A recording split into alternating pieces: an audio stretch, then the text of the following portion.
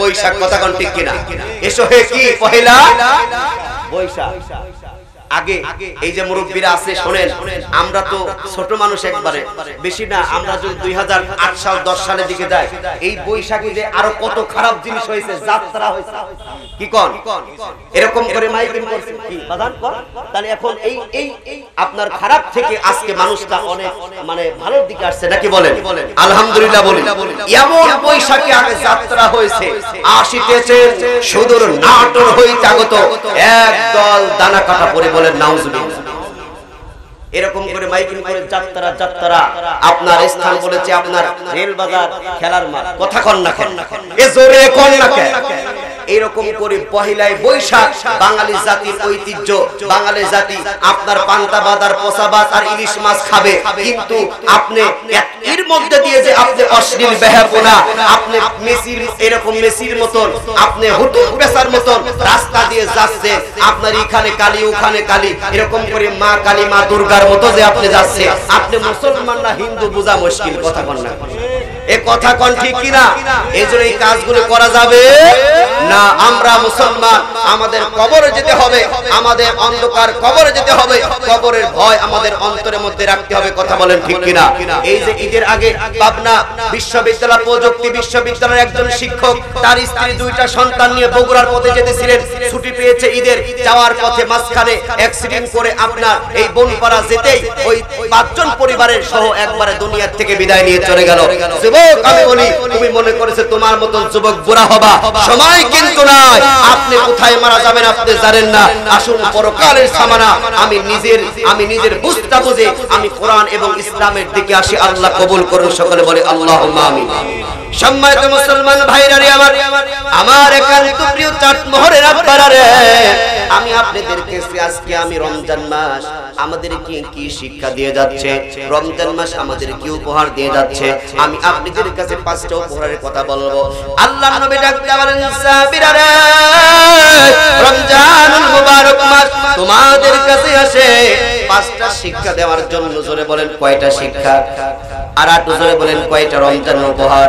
রমজান মাস চলে গিয়েছে, 5টা শিক্ষা, 5টা উপহার যারা ধরে রাখতে পারবে ওরাই হচ্ছে দামি হবে, আল্লাহর কাছে তারাই আল্লাহর জান্নাতের মেহমান হবে। কন্যা সুবহানাল্লাহ।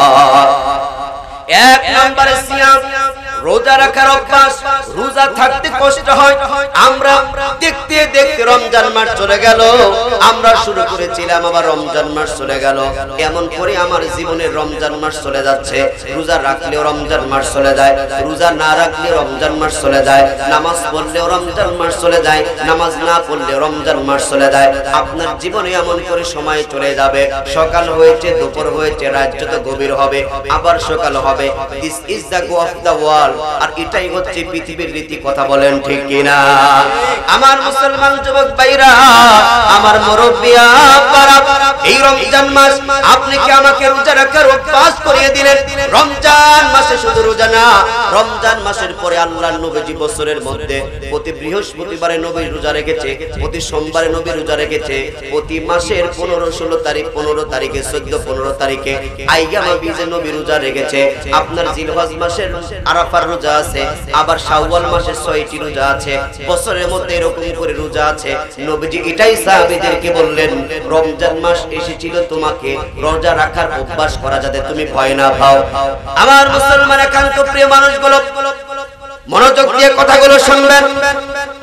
যেমন আপনি রমজান মাস দেখতে দেখতে চলে গেল, যে আয়াতে রমজান মাসে রোজা ফরজ করেছেন আল্লাহ, ইয়া আইয়ুহাল্লাযীনা আমানু কুতিবা আলাইকুমুস সিয়ামু কামা কুতিবা আলাল্লাযীনা মিন ক্বাবলিকুম লাআল্লাকুম তাত্তাকুন। তারপরের আয়াতে আল্লাহ তাআলা বলেছেন আইয়ামাম মা'দুদাত, রমজান মাস তোমাদের কাছে বছরের পর বছর দেই নাই, মাসের পর মাস দেই নাই, হাতে কিছু সময় কিছু দিন দিয়েছি, কথা বলেন ঠিক কিনা? এইজন্য দেখতে দেখতে রমজান মাস আমাদের মাঝখান থেকে বিদায় নিয়ে চলে গেল।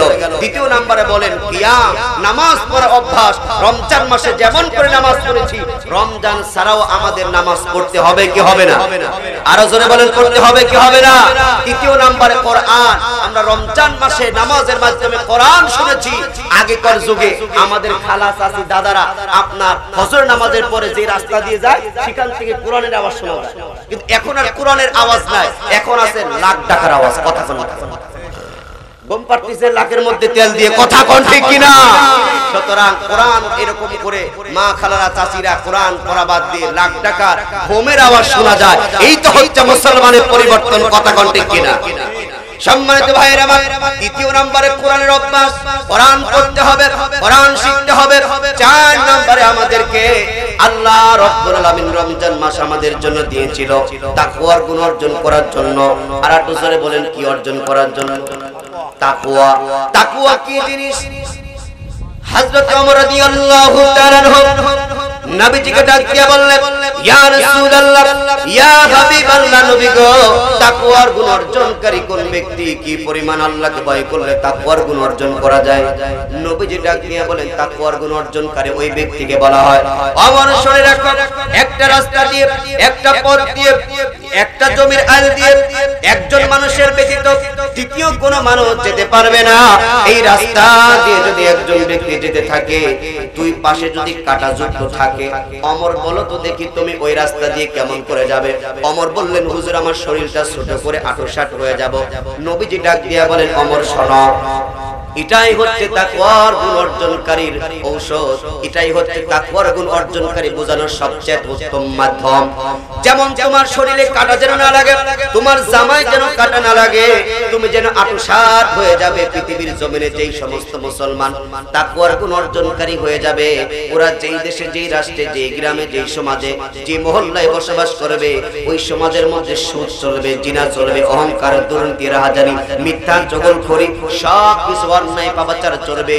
প্রতিটা অন্যায়কে, প্রতিটা গুনাহের কাজকে কাটা মনে করবে। এই সমাজে যারা তাকওয়ার গুণ অর্জনকারী হয়ে যাবে, সমাজের মধ্যে বসবাস করবে, গুনাহ তার গায়ে যেন না লাগে, সুদ যেন না আসতে পারে, জিনা যাতে না আসতে পারে, অহংকার, দুর্নীতি, রাহাজানি, কোনো অপকর্ম যেন সাথে না আসতে পারে। এই জন্য ওই ব্যক্তি যদি তাকওয়ার গুণ যদি অর্জনকারী হয়ে যায়, তাহলে ওই ব্যক্তি এত ভালো হয়ে যাবে, এত সৌন্দর্য হয়ে যাবে, ওই ব্যক্তি প্রতিটা গুনাহকে কাটা মনে করবে। হযরত ওমর রাদিয়াল্লাহু তাআলা বললেন, ইয়া রাসূলুল্লাহ, ইয়া হাবিবাল্লাহ, নবী ডাক দিয়ে বলেন, ওমর শুনে রাখো, যদি আপনি তাকওয়ার গুণ অর্জনকারী যারা হয়ে যাবে, যা আমল করবে, আমলটা হবে আমলে সলিহ, আর যারা আমলে সলিহ যারা করবে, আমার আল্লাহ রাব্বুল আলামিন তাদের জন্য এত বড় পুরস্কার দিবেন।